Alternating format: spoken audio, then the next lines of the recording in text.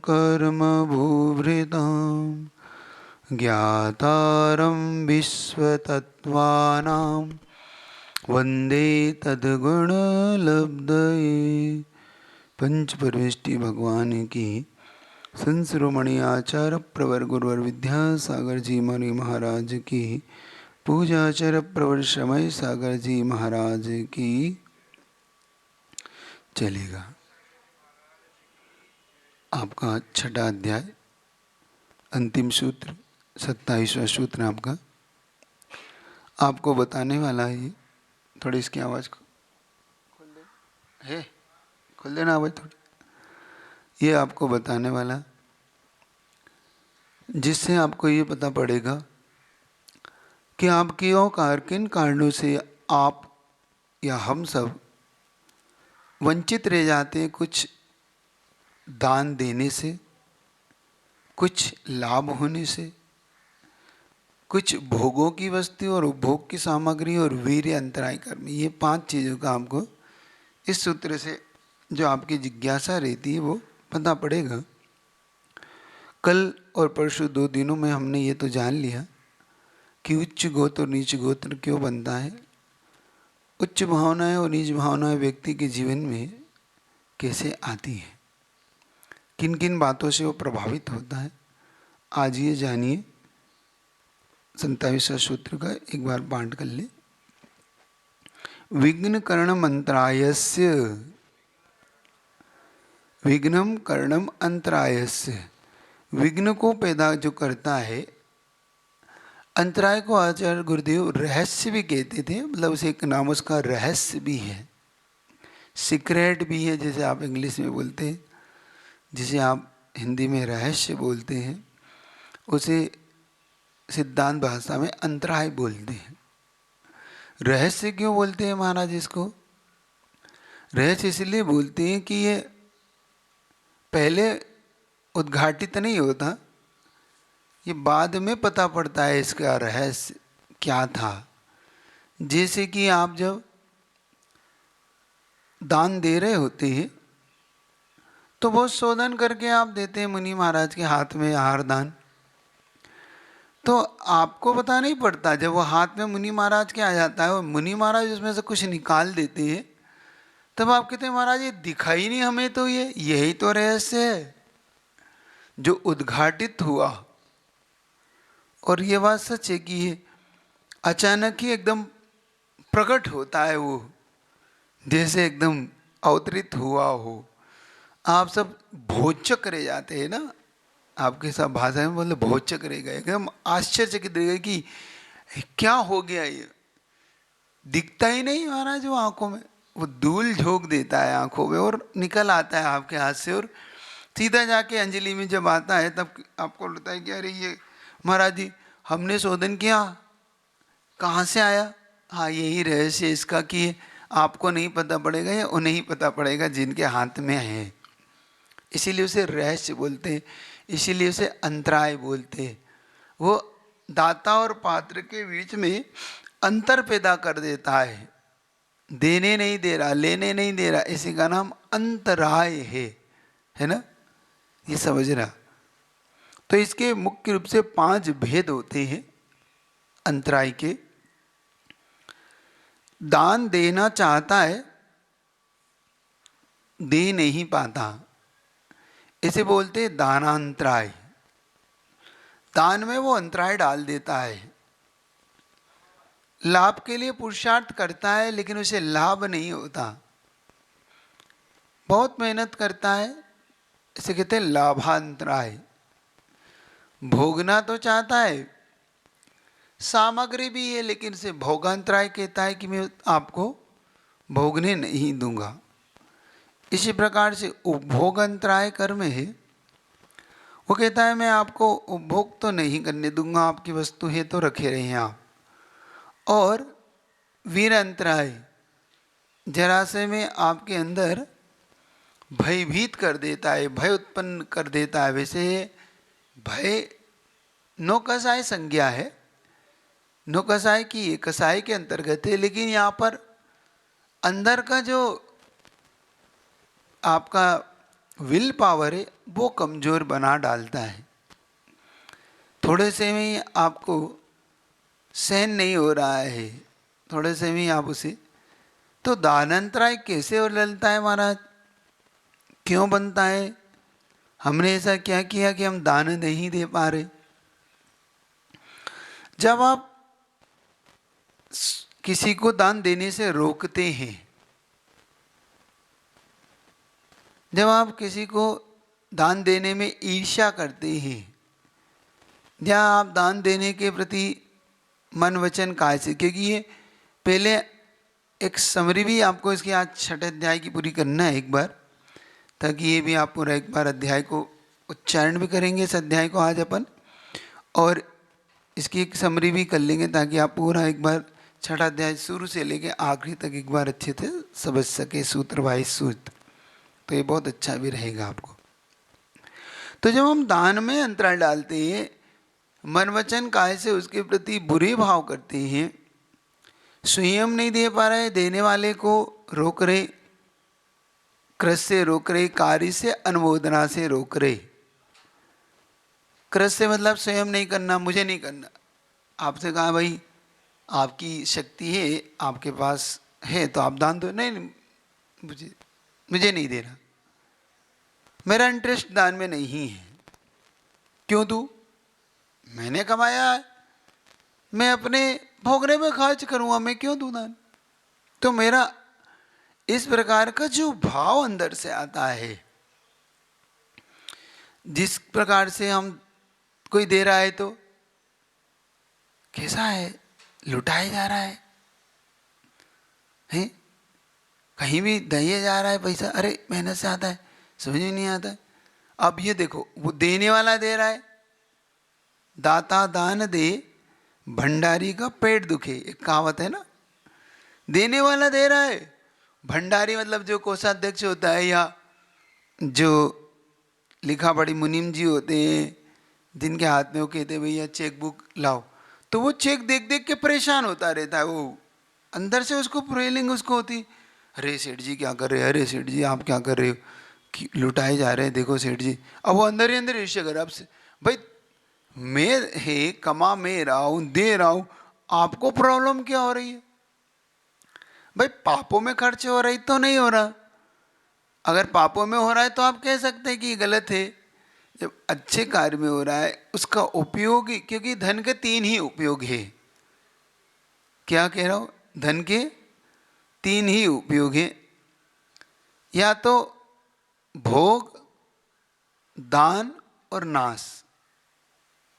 संपत्ति का 3 ही चीजें, या तो आप भोग कर लीजिए उसका, या उसे दान कर लीजिए, किसी के उपयोग में ले लीजिए, अंतोगत्वा उसका नाश तो होना ही है।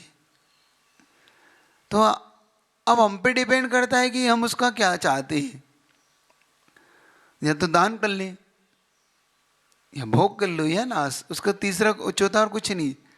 तो आप पे डिपेंड करता है कि आप उस संपत्ति का जो कमाया है तो दान करके, अब दान करने से क्या होगा हमारे, वो एक बीज बन जाता है, दान करने के बाद वो उगने की क्षमता रखता है। उगने मतलब जैसे बीज धरती में बोने से फलीभूत होता है, ऐसे ही वह धन जब हम किसी कार्य के लिए खर्च करते हैं तो वो हमारे लिए एक प्रकार से बीज बन के उपयोग में आता है।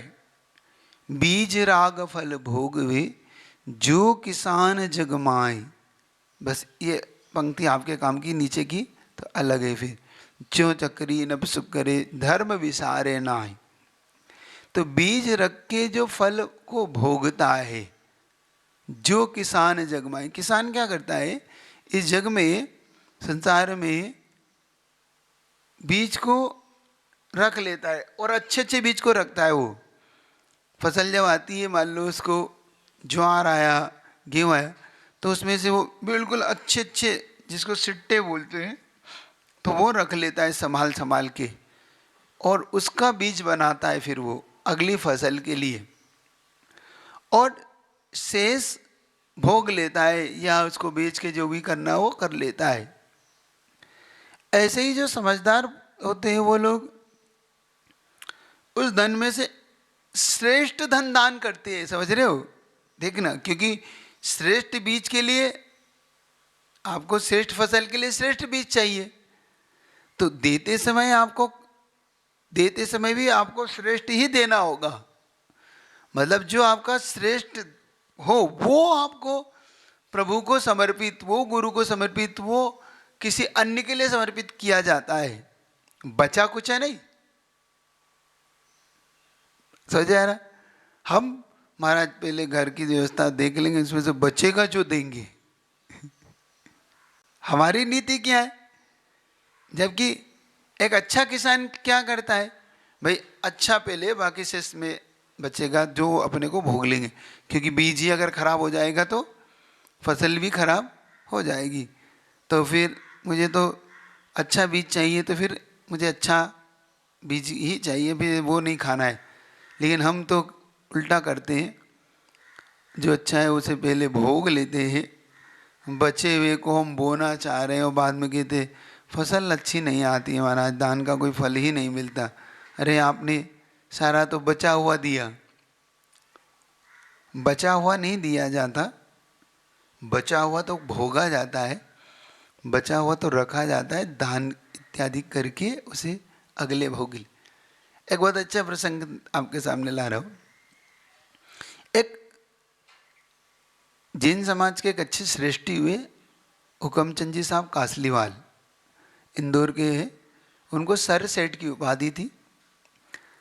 तो जब उनकी, चूँकि बहुत अच्छे दाता भी थे, बहुत अच्छा दान दिया करते थे, तो उनके लिए एक बार उनका अभिनंदन ग्रंथ लिखा गया और वो बैठे हुए थे, उनके सामने उसका वाचन हो रहा था और बड़े बड़े विद्वान आए, तो सब विद्वान उनके बारे में कुछ ना कुछ थोड़ा थोड़ा बोल रहे थे कि कैसे सेठ जी ने जो दिया, सांपत्तिक दान दिया, ये दिया, वो दिया, और सर सेठ की उपाधि भी मिली थी। वो भी एक छोटा सा प्रसंग है कि उस समय जब द्वितीय विश्व युद्ध की स्थिति बनी तो अंग्रेजों को उस समय कुछ धन की आवश्यकता थी, और आज से सन 70-80 साल पहले की घटना आप मान के चलिएगा, सेठ जी का जमाना वो था। तो उस समय उनको सेठ जी ने 1 करोड़ रुपया दिया था, समझ रहे हो? और आज से 1 करोड़ क्या होता था, आप जान लीजिए कितना दिया होगा उस समय के हिसाब से। और उस समय मतलब चांदी कौड़ियों के भाव थी, आज के हिसाब से बता रहा हूँ, मतलब 50 रुपये किलो होगी इस समय चांदी, आप निकालिएगा इससे पुराना चांदी का रेट। तो क्या आज का आप हो गया, तो आज के हिसाब से 100-200 करोड़ रुपया हो गया वो। तो सेठ जी ने जब दिया तो उसको सर सेठ, तो एक्चुअली में जब उनका अभिनंदन करने पड़ रहा जा रहा था, तो एक विद्वान ने बहुत अच्छी बात कही, वो एक नोट करने वाली बात थी। विद्वान ने कहा कि आप लोग कहते हैं सेठ जी दाता है, मुझे तो सेठ जी सबसे ज्यादा कंजूस दिखते हैं, कि सेठ जी सबसे ज्यादा कंजूस सेठ जी है। भाई सभा में एकदम से ये बात को दो, और सेठ जी भी एकदम से धकते रखे कि भाई ये विद्वान, और विद्वान आदमी कह रहा है।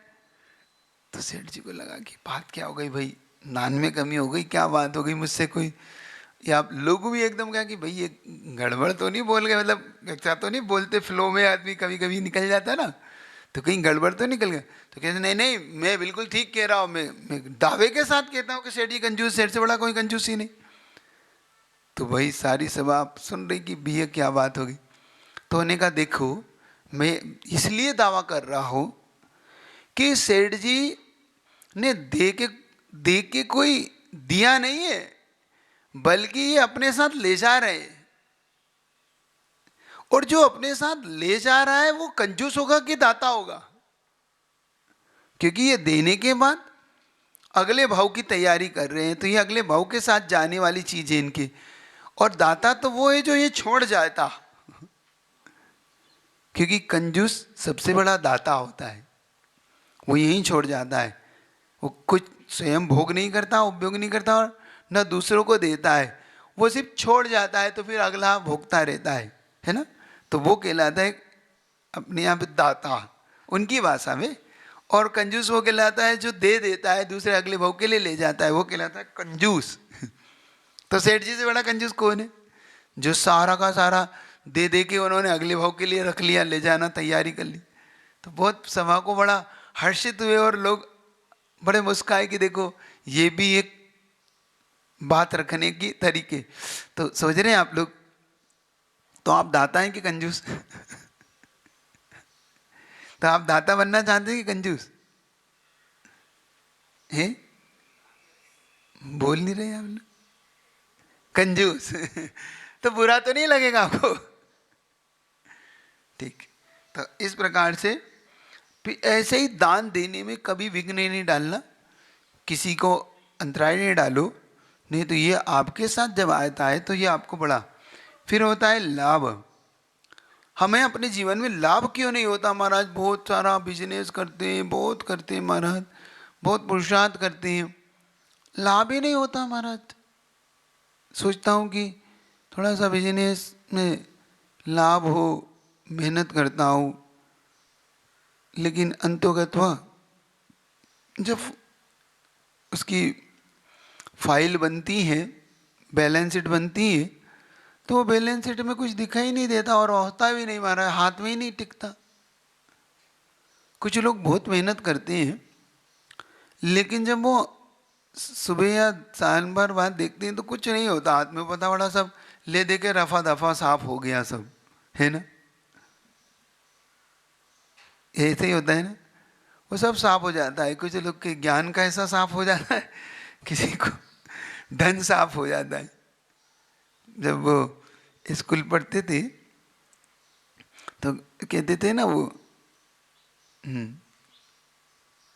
इतिहास और ये इसके बारे में कि ये बड़ी बेवफा रात भर पड़ी सुबह सफा, है ना? तो ये सब ऐसा ही कुछ अपने जीवन में होता है, तो लाभ नहीं होता उसे। बहुत मेहनत करता है व्यक्ति, सुन रही हो क्यों नहीं होता? हमने किसी के लाभ में जो विघ्न डाला है। ऐसे दान में विघ्न नहीं डालना। कोई मुनि महाराज को देते समय, मंदिर में देते समय, किसी धर्मशाला में किसी बनाते समय, अच्छे कार्य के करते समय, अथवा किसी औषध दान में, आहार दान में, ज्ञान दान में ये अंतराय मत डालो, नहीं तो ये बाद में आपको बहुत विघ्न आएगा। हाँ, क्या पूछना चाहते? नहीं क्या?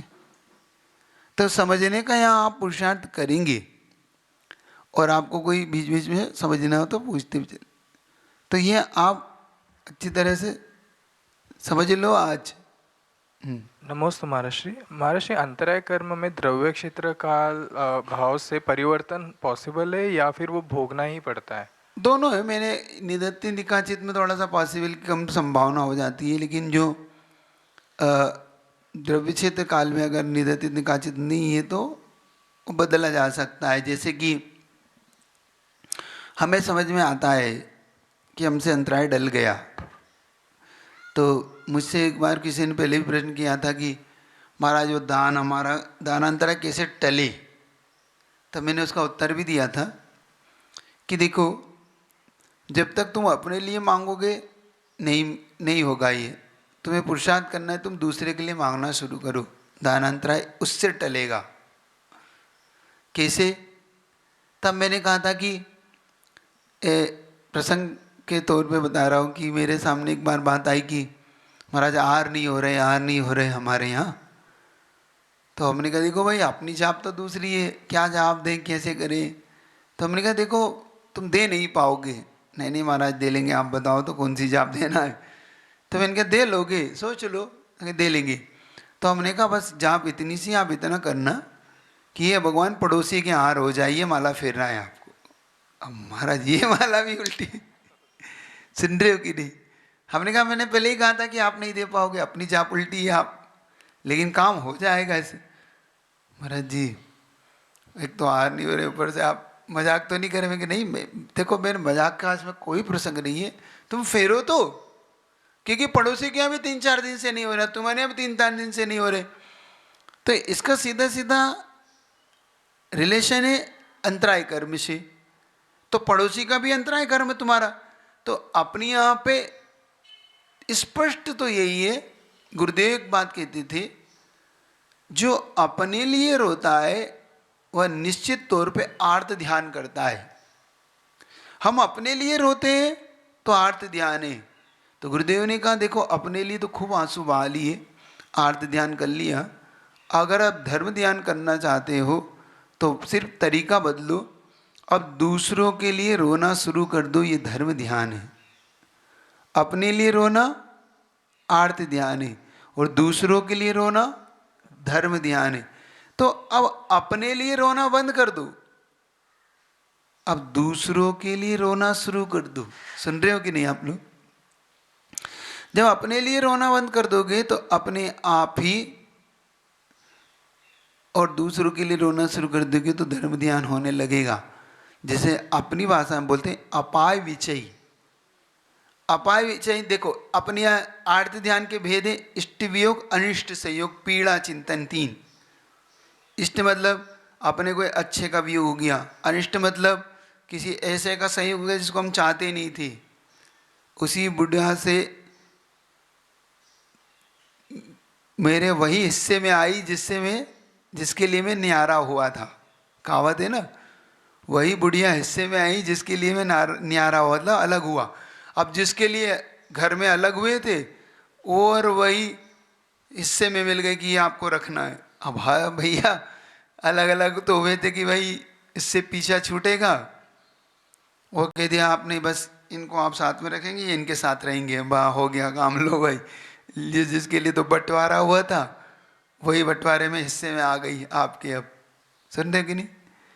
ऐसा ही हो जाता है कि अनिष्ट से युग में। और एक पीड़ा चिंतन मतलब भाई बहुत दर्द है, दुख है, रोग है, शोक है, तो ये पीड़ा चिंतन तो ये कहलाता है जब इसमें हम बहुत दुखी और होने लगते हैं तो ये आर्त ध्यान होने लगता है हम सबका।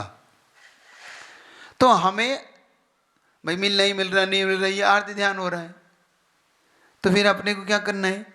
फिर हमें करना है भाई अपाय विचय। अपाय मतलब दूसरे की पीड़ा दूर है, दूसरे की तो अपने आप धर्म ध्यान होने लगेगा। तो धर्म ध्यान का फल क्या होगा? निश्चित तौर पे आपको पुण्य का बंध होगा, पुण्य का आश्रय होगा, तो आपके काम बनेंगे। देखो मैं सीधा फंडा बता रहा हूँ। तो उसने कहा ठीक है महाराज जी आज मैं माला फेरूंगा, और उसने वास्तव में उस दिन माला फेरी। उसने कहा, मैंने पूछा दूसरे दिन आके माला फेरी? हाँ फेरी है महाराज, और उसका रिजल्ट भी आया। क्या रिजल्ट आया? तो उसने कहा महाराज रिजल्ट ये आया कि अभी तक 3 दिन से हार नहीं हो रहे थे, आज हार हो गए। फिर क्या? पक्का बताओ, सच करो, क्या माला फेरी थी? ये फेरी थी हे भगवान पड़ोसी के हार हो जाए, हे भगवान पड़ोसी के हार हो जाए, और पड़ोसी के यहाँ भी हो गए और मेरे यहाँ भी हो गए, दोनों के हार हो गए। तो महाराज फल तो मिला पड़ोसी के यहाँ फेरने से। तो मैंने याद रखो पड़ोसी को भी मंत्र दिया था तुम्हारे यहाँ हार हो जाए। तो दोनों के आपके सुन रखो, दोनों के यहाँ काम हो गया। तो एक दूसरे के साथ आरती ध्यान करने से नहीं होगा, धर्म ध्यान करने से हमारी कर्म की समझ में आ रही है आपको? तो ऐसे आप चेंज कर सकते हैं आपका दान और लाभ को। तो लाभ नहीं हो रहा है, पड़ोसी की दुकान चले करिए आप, भगवान पड़ोसी की दुकान चले, पड़ोसी की नौकरी लग जाए, भगवान उसकी भी नौकरी, मेरी भी नहीं उसकी भी नहीं, उसकी लग जाए, कोई बात नहीं, मैं तो हुई दुखी, मेरा जो होगा सो हो ही रहा है, उसका अच्छा। जब आप ऐसे भावना करते हैं तब आपको लाभ होता है, अपने आप लाभ होने लगता है। क्योंकि आपकी भावना में क्या हो गया, देखो इसमें प्रॉब्लम सॉल्व कैसे हुई ये देखो। जब हमारी ऐसी भावना हुई तो हमारी कसाई मंद हो गई। एक्चुअली में हमारी भावना अच्छी होने लगी, हम दिल से चाहने लगे। हम और पहले क्या था, मुझे नहीं मिलता, मुझे नहीं, ये शिकायत थी। तो हम शिकायत में हम कसाई भाव से भर रहे थे, हम लोभ प्रकृति से भर रहे थे, हम फर्स्टेड हो रहे थे, हम कसाई के उद्वेलित हो रही थी। जब कसाई की उद्दीर्णा होती है तो इस समय हमारा काम बिगड़ते हैं, बनते नहीं ऐसे में। समझे ना? यहाँ पे हर चीज के लिए लगा लेना ये जो सूत्र है, ये बहुत मार्के का सूत्र आपके सामने आया है आज। जब जब हम रोएंगे, चिल्लाएंगे, आर्त ध्यान करेंगे, रुद्र ध्यान करेंगे, बस निश्चित तौर पे हमारा भला नहीं होना है। हम कितना ही कर ले, मुझे नहीं मिलता, मेरे साथ ही होता है, मेरा भाग्य दुर्भाग्य, बस कोसने लग जाओ, कुछ नहीं होगा। आपके कोसने से कुछ नहीं होगा, सामने वाले का तो भला हो जाएगा, आपका भला नहीं होगा। लेकिन तो ये कोसना बंद करो और अच्छी भावनाएं भाने लगो अब दूसरों के लिए। क्या बिगड़ता है हमारा? हमें सिर्फ बदलना है, सिर्फ थॉट से बदलना है, बाकी सब बदलने लगेगा। बात समझ में आ रही है आपको? महाराज इतना इतना बड़ा दिल कहाँ से लाएंगे, इतनी बड़ी भावनाएं कैसे पैदा करें महाराज? यही तो नहीं होता है, यही हो जाएगा समझो, यहीं से बदलेगा। सत्वेषु मैत्रीम, यही तो है, सब जीवों से मेरा प्रेम भाव हो, सब जीवों से गुणी जनों में हर्ष प्रभु। तो प्रेम हो तो जब तो बात बने आपकी। बात आपको पकड़ में आ रही नहीं आ रही? तो यह अच्छी तरह से पकड़िए तो आपको बहुत कुछ रिलैक्स, बहुत कुछ आपको मिलने लगेगा, बहुत कुछ आपका अच्छा हो। अब भोग सामग्री, तो भोग सामग्री का जब हम दुरुपयोग करते हैं तो हमें भोगांतराय का बंध होता है, भोगांतर का आश्रय होता है। मतलब मान लो भोजन सामग्री थी, हमने फेंक दी, क्या फर्क पड़ता है, इतना है। पानी था, फेंक दिया। भोग सामग्री का दुरुपयोग जो हम कर रहे हैं तो सब खूब इतरे लगाओ, क्या फर्क पड़ता है। खुद छीट रहे हैं, दूसरे को ऐसे ऐसे उड़ा रहे हैं, कुछ होते हैं ना लोग हवा में उड़ाते हैं। तो ये भोग सामग्री का दुरुपयोग है। लगाने को इस्तेमाल का मना नहीं, आप कर लीजिए भोग है जितना, लेकिन उसका दुरुपयोग तो मत करिए। लोगों को मिल नहीं रहा है और आप उपयोग कर रहे हैं, दुरुपयोग कर रहे हैं। तो भोग सामग्री का दुरुपयोग जब जब किया जाएगा तब तब आपको भोगांतराय का बंध। उपभोग सामग्री, खूब कपड़े हैं, क्या फर्क पड़ता है। अरे लोगों के पास तन ढकने को नहीं है, आप दुरुपयोग क्यों कर रहे हैं इसका? नहीं, हमारे पास क्या फर्क पड़ता है। ये उपभोग सामग्री का दुरुपयोग है। एक नहीं 6 गाड़ी है, पड़ी है, सड़ रही है, गल रही है, लेकिन आप उसका उपयोग नहीं कर रहे, तो उपभोग कर्म का बंध होता है। समझ रहे हैं आप लोग? कैसा बंद होता है महाराज? देखो, जब भोग का बंद, उपभोग अंतराय कर्म उदय में आता है तो पूरा परिवार तो एक से बढ़ के एक भोजन कर रहा है और आपके लिए सिर्फ और सिर्फ सूप। क्यों? क्योंकि आपको हाई ब्लड प्रेशर हो रहा है, हाई शुगर हो रही है, आपको नहीं दिया जा सकता आप कुछ भी, ना मीठा दिया जा सकता है, क्योंकि मीठा दिया जाएगा तो शुगर बढ़ेगी, इसलिए आपको कुछ नहीं। आपको तो पूरा परिवार बैठ के खा रहा है, हलवा खा रहा है, पूड़ी खा रहा है, वो अच्छा बढ़िया एक रसगुल्ले खा रहा है। दादाजी आप लेंगे? हाँ आप ही ले लो बेटा, अपने को देखने का भी मना है और सुनने का भी मना है, सोचने का भी मना है। सोच रहे हो? हाँ, सोचने से ही बढ़ती है शुगर, तो विचार भी मत करना। डॉक्टर एक्सपर्ट कहता है सोचिएगा भी मत, शुगर बढ़ जाएगी। तो मैं सोच भी नहीं सकता इसके। सर रे, तो ये है दारांतराय, आपका भोगांतराय। कुछ नहीं भोग सकते आप, करोड़ों अरबों रुपया आपके पास है, सब कुछ है, बनाने वाले रसोइया है, सब कुछ है, आप इतने नहीं लगा सकते। क्यों? भोग कर रहे तो ये रिएक्शन, सुन रहे हो? नहीं, उपभोग नहीं। पूरा परिवार जा रहा है BMW में, बड़ी बड़ी गाड़ियों में, आप जा रहे हैं काहे में? एम्बुलेंस। क्योंकि एम्बुलेंस लेट के जाइए, डॉक्टर ने कहते बैठ के नहीं जा सकते।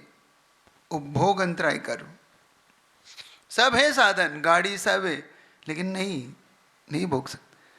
वो आपको सिर्फ सामान्य कपड़ा ही पहनना है। क्यों? रिएक्शन होता है, वो भोग अंतराय करो। सोना चांदी नहीं पहनी है, क्यों? भोग, क्योंकि रिएक्शन होते हैं, फुंसी हो जाती है, ये हो जाता है, वो हो जाता है, रिएक्शन होता है, नहीं पहन सकते। बहुत लोग को नहीं सूट करता। और मान लो रिएक्शन नहीं होता तो ज्योतिषी कह रहा है नहीं पहन सकते, आप मत पहनना, आपको चला जाएगा, नहीं भोग सकते। हाँ बहुत बता रहा हूँ, बहुत जैसे नग होते हैं, हर किसी को सूट नहीं होता। हीरा पन्ना सब कुछ है घर में, लेकिन मना कर दिया नहीं पहनना, नहीं तो चले जाओगे, सब लूट जाएगा, दूर रखो भाई, नीला में दूर रखो, अपने को नहीं पहन सकते। पुखराज है नहीं पहन सकते, ज्योतिषी ने मना कर दिया। हाँ पहनते ही घाटे लगने लगे, रख दिया उतार के। वो भोग अंतराय कर्म, सुन रहे हो? भाग में ही नहीं है, नहीं है तो नहीं है, क्या करेगी? वो भोग अंतराय कर्म समझ लो, ये होता है वीर अंतराय कर्म। तो ये इस प्रकार से आपका जो वग्न डालता है, बाधा डलती है, थोड़े थोड़े से में उपास शक्ति नहीं होती है, इस प्रकार से। तो ये कुल मिला के ये सूत्र है आपका। तो एक बार इसकी आप समरी कर लें, छठा अध्याय निकाल लें। एक बार आपको उच्चारण करा देता हूँ इस छठे अध्याय का, ठीक है। पीछे होगा, पीछे पूरा होगा आपका, पीछे शायद आप इसको पूरे सूत्र दिए हैं ना, दिए ना। तो इसमें छठा अध्याय निकालें, एक बार पूरा उच्चारण कर रहा हूँ, आप उच्चारण भी कर लें ताकि आपको याद हो जाएगा। चलिए, पहला सूत्र है, काय वांग मनः कर्म योगाः सा आश्रवाः शुभ पुण्यस्य शुभ पापस्य स कषाया कषाययोः सांप्रैक्येर्यापतियोः इंद्रिय कषायावृत क्रियाः पंचतुः पंच पंचविंशति संख्याः पूर्वस्य भेदः। अब जहाँ विसर्ग है उसको विसर्ग रूप में पढ़ना है, जहाँ पर बिंदु है उसे उस रूप में पढ़ने का सावधानी रखिएगा। जहाँ दीर्घ है वहाँ दीर्घ, जहाँ ह्रस्व है वहाँ भेदः है, हा का उच्चारण करिएगा, विसर्ग का मतलब है ना। भेदा नहीं पढ़ना, भेदा पढ़ते ही वो फिर मात्रा लग जाएगी। भेदः, हा भी निकल, ह भेदः, विसर्ग भी निकाल, भेद नहीं पढ़ना आपको, भेदः है ना। तीव्र मंद ज्ञाताज्ञात भावाधिकरण वीर विशेषेभ्यस्तद विशेषः।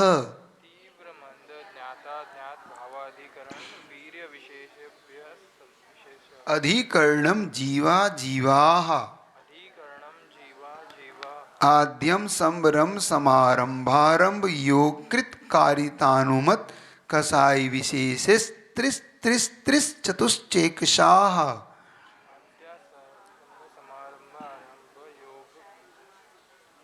विशेषेस, विशेषेस बोलो, विशेषेस मत पढ़ो, विशेषेस।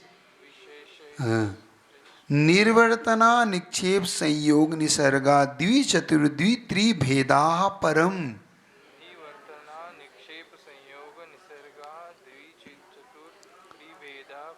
तत्प्रदोष निन्नौ मात्सर्यांतराया साधनोपघाता ज्ञान दर्शनावर्णयोः।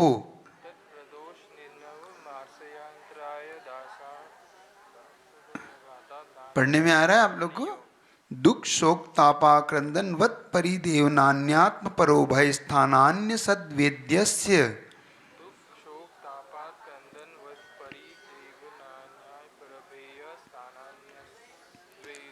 भूतवृत्त्यानुकंपादान सराग संयमादि योगाः शांति शौचमिति सद्वेद्यस्य।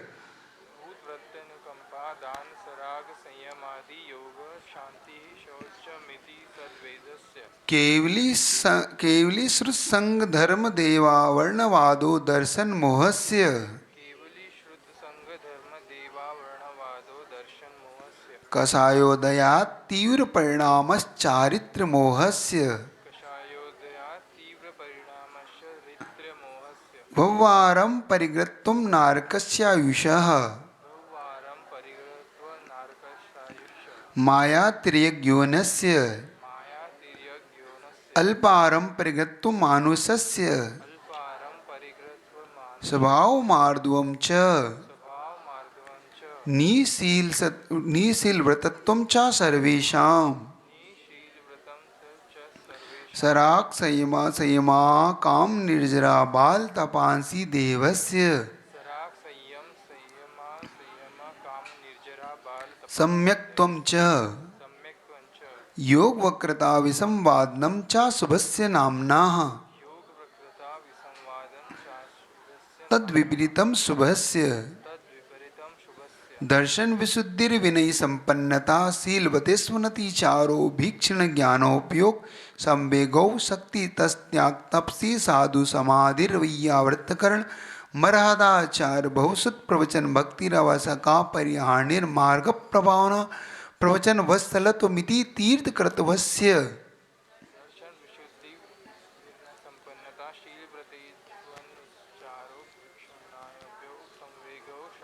जोर से पढ़ो, सुनो ये तो पढ़े। आदि वैयावृत्तकरण मर्यादाचार्य बहुश्रुत प्रवचन भक्ति रावशकाय परिहानि मार्ग प्रभावना प्रात्म निंदा प्रशंसे सदसद गुणोच्छादनोद्भावने च नीचेर गोत्रस्य परात्म निंदा प्रशंसे सत्सद्गुणोच्छाद गोत्र तद्विपर्यो नीचेर वृत्त्युनुत्सेकौच्चोत्तरस्य तद विपर्यो नीचे विघ्न करण मंत्रायस्य विघ्न करण मंतराय इति षष्ठो अध्याय मोक्ष शास्त्री तत्वार सूत्रे षष्ठो अध्याय नमो नमः। इस प्रकार से आपका ये छठा अध्याय पूर्ण हो रहा है आज। इसकी एक समरी आपको करना है तो करा दूँ, पूरा सूत्र का जल्दी जल्दी बता दूँ, आप कर लेंगे? सुन निकाल लीजिए, तो आप इसकी एक समरी कर लीजिए। पहले हमारे सामने आया था आश्रव का मतलब होता है कर्म कैसे आते हैं, तो उन्होंने कहा काय वांग मन कर्म योगा, मन वचन काय की प्रवृत्ति का नाम योग है। सा आश्रव दूसरा सूत्र है, वही आश्रव है मन वचन काय से जो हम सोचते हैं विचार करते हैं उसका नाम हमारा आश्रव होता है। वह कैसा होता है? शुभ पुण्यस्य अशुभस्य पापस्य। जब हम शुभ मन वचन काय में होते हैं तो हमारा पुण्य बंधता है, अशुभ मन वचन काय से हमें पाप का बंध होता है। वह कैसा होता है? सकसाया कसायो, सकसाय अकसाय, सांप्रायिक और इरियापत आश्रव। तो सकसाय जीव को सांप्रायिक आश्रव होता है, अकसाई जीव को इरियापत होता है। आप सांप्रायिक इरियापत बता चुका हूँ, वो देख लीजिएगा। फिर वो और कैसे बंधता है? इंद्रिय कसाया, इंद्रिय कसाय अव्रत और क्रिया।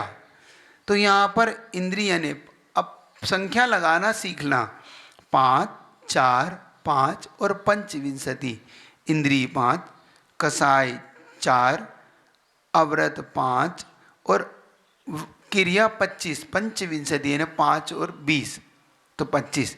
इनसे आपको संख्या पूर्व से भेदा, ये संख्या आप पूर्व पूर्व के भेदों से लगा लीजिएगा। फिर और कैसे बनता है आपका? जब हमारे तीव्र परिणाम, मंद परिणाम, ज्ञात भाव, अज्ञात भाव और अधिकरण विशेष और वीर विशेष के भेद से ये परिणाम हमारे बंधते हैं। फिर और क्या होता है? अधिकरण क्या होता है महाराज? जीव और अजीव अधिकरण। सूत्र नंबर 7, सूत्र नंबर 7 बता रहा है वह अधिकरण 2 प्रकार का है, जीव अधिकरण, अधिकरण। तो 8वां सूत्र जीव अधिकरण के लिए आ रहा है आद्यम समरम समारंभ आरंभ, कृत यानी मन वचन काय, फिर कृत कारित अनुमत, फिर क्रोध मान मायलोप कसाय, विशेषेष। तो 3 3 3 4 और तो 3 3 9, 9 3 27, 27 चौको 108। तो 108 भेद हो गए, ये 8वें सूत्र से जाना गया। फिर कैसे होता है महाराज? अब बता रहे अजीव अधिकरण, निर्वर्तना, निक्षेप, संयोग और निसर्ग। इनके भेद कितने हैं? निर्वर्तना के 2, निक्षेप 4, निसर्ग 2 और के भेद 3 भेद। तो निर्वर्तना, निक्षेप, संयोग 2 और निसर्ग 3, ऐसे भेद हो जाते हैं। फिर अब बता दिया उन्होंने, आगे वाला सूत्र आ गया, सूत्र नंबर 10। तो अब ज्ञानावर्णी दर्शनावर्णी बंध कैसे होता है? तो बता रहे हैं प्रदोष, निन्नव, मात्सर्य और अंतराय और साधनों का उपघात करने से ज्ञानावर्णी दर्शनावर्णी का बंध होता है। वो इसका भी डिटेल वहाँ दे चुका हूँ महाराज। असाता वेदनी का बंध कैसे होता है? दुख करने से।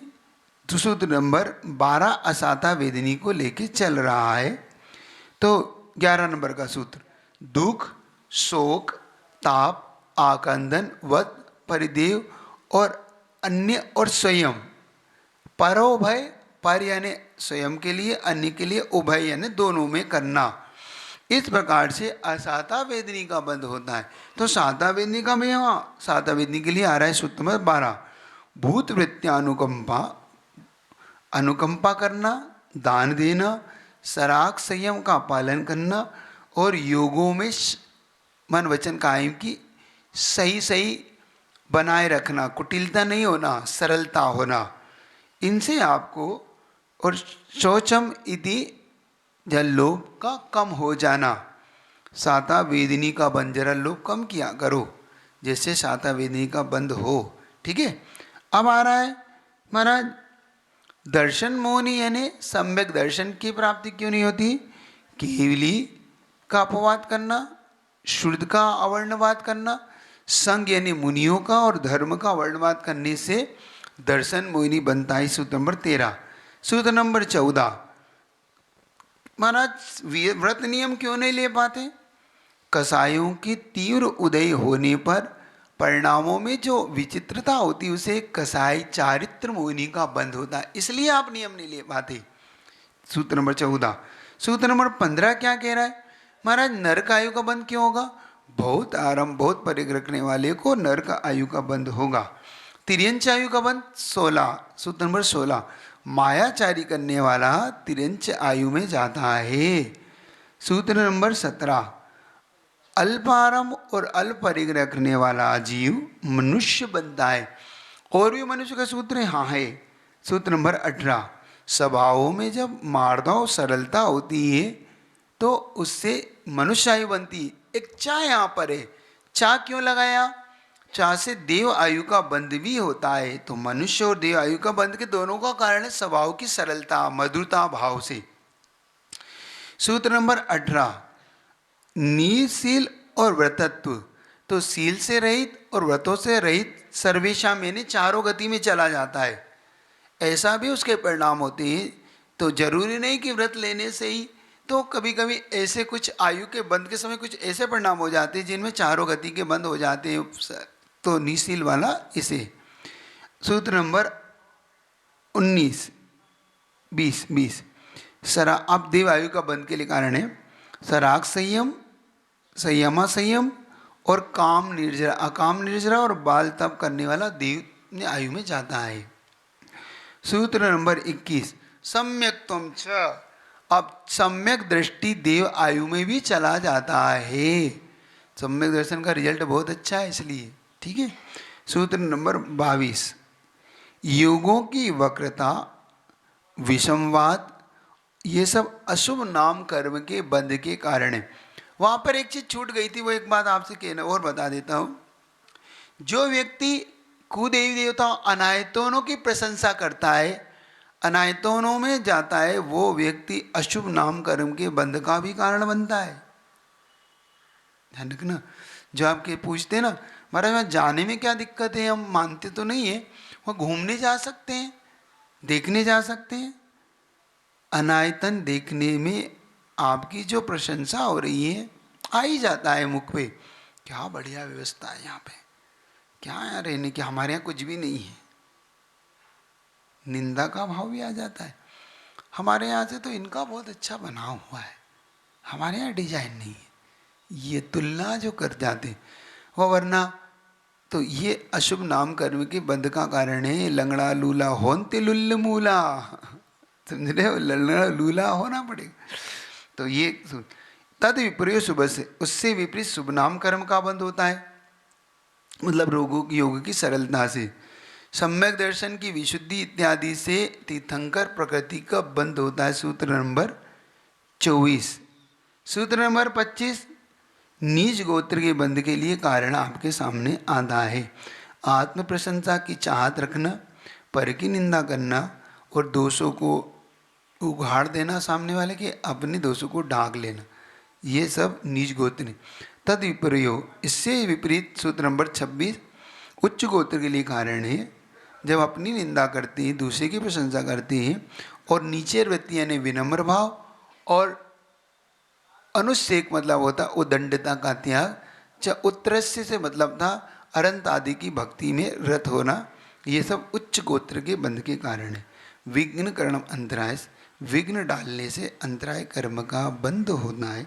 इस प्रकार से कुल मिला के एक समरी आपके सामने आ गई छठे अध्याय की। संक्षेप में करा है, शेष विस्तार से तो पढ़ा ही दिया। ये सूत्र 27 थे, लेकिन पढ़ने में 2 महीने आपके निकल गए, बल्कि ज़्यादा ही कुछ हो गया। सुन रहे हैं आपके, आप 2 महीने से ज़्यादा हमारे यहाँ पर हो चुका है।